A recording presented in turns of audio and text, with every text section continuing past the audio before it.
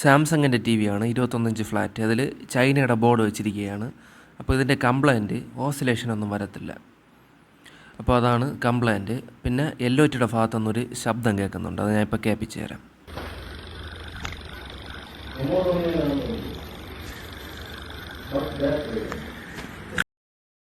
ഈ ഒരു ശബ്ദമാണ് എല്ലോറ്റിയുടെ സൈഡിൽ നിന്ന് കേൾക്കുന്നത്. അപ്പോൾ ഇനി ബോർഡൊന്ന് ചെക്ക് ചെയ്ത് നോക്കാം.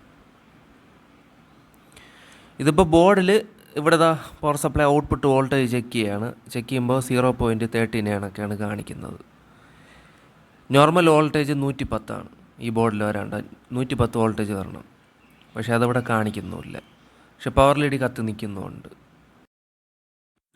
ഇവിടെ ഈ പവർ സപ്ലൈ ഔട്ട്പുട്ട് വോൾട്ടേജ്, അതായത് ഈ ഒരു കപ്പാസിറ്ററിൽ നിന്ന് ഈ വോൾട്ടേജ് നേരെ ഈ ഒരു റെസിസ്റ്റർ വഴി നേരെ എല്ലോറ്റിയുടെ ഈ ഒരു ലെഗിലോട്ട് എത്തും, +Bയിലോട്ട്.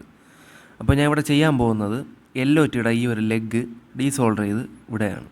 അപ്പോൾ ഈ എല്ലോറ്റിയുടെ ലെഗിനെ ഒന്ന് ഫ്രീ ആക്കി നിർത്തുകയാണ്, ഇളക്കി നിർത്തുകയാണ്.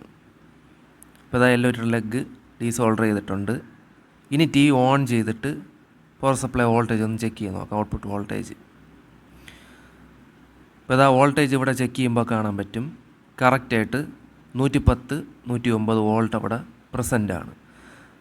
അപ്പോൾ ഈ എല്ലോറ്റിയുടെ ലെഗ് ഇളക്കി വിട്ടപ്പോൾ ഈ ഒരു വോൾട്ടേജ് അവിടെ കറക്റ്റായിട്ട് കാണിക്കുന്നുണ്ട്. ഇളക്കി വിടുന്നതിന് മുമ്പേ ആ വോൾട്ടേജ് അവിടെ മിസ്സിങ് ആയിരുന്നു, കാണിക്കുന്നില്ല.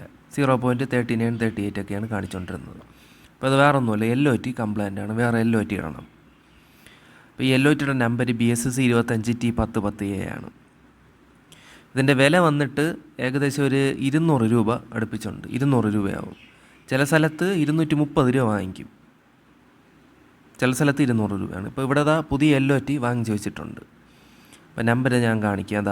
BSC 25T1010A ആണ്. അപ്പോൾ ഇതിനി സോൾഡർ ചെയ്ത് വെച്ചിട്ട് ഓൺ ചെയ്ത് നോക്കാം. ഫോക്കസ് വയറും സ്ക്രീൻ വയറും കറക്റ്റായിട്ട് ബേസ് ബോർഡിൽ കൊടുക്കുക. എന്നിട്ട് എല്ലോറ്റി ബോർഡിലിട്ട് സോൾഡർ ചെയ്ത് വയ്ക്കുക. പിന്നെ ഞാൻ ഇവിടെ പറയുന്നതിൽ പ്രവർത്തിക്കുന്നതിൽ എന്തെങ്കിലും തെറ്റുകുറ്റങ്ങളുണ്ടെങ്കിൽ ദയവായിട്ട് ക്ഷമിക്കുക. അപ്പോൾ എല്ലോറ്റി ഞാൻ ഇവിടെ ഇട്ടിട്ടുണ്ട്. ഇനി ടി വി ഓൺ ചെയ്ത് നോക്കാം. ഇപ്പോൾ കറക്റ്റായിട്ട് ടി വി ഓണായി വന്നിട്ടുണ്ട്. അപ്പോൾ കംപ്ലയിൻറ്റ്സ് ഒക്കെ മാറി. എല്ലോറ്റി ആയിരുന്നു പ്രോബ്ലം. അപ്പോൾ എൻ്റെ ഈ വീഡിയോ ഇഷ്ടപ്പെട്ട വീഡിയോയ്ക്ക് ഒരു ലൈക്ക് അടിക്കാനും പിന്നെ ചാനലൊന്ന് കയറി സബ്സ്ക്രൈബ് ചെയ്യാനും തൊട്ടടുത്തുള്ള ബെല്ലൈക്കൺ ഓൺ ചെയ്യാനും മറക്കല്ലേ. പിന്നെ ചാനൽ വേറെ ഒരുപാട് വീഡിയോസ് ഇട്ടിട്ടുണ്ട്, ഷോർട്സ് ആയിട്ട് ഇട്ടിട്ടുണ്ട്, അതല്ല നോർമൽ വീഡിയോസ് ആയിട്ട് ഇട്ടിട്ടുണ്ട്. അപ്പോൾ സമയമുണ്ടെങ്കിൽ അതൊക്കെ ചെക്ക് ചെയ്യുക. Thank you for watching.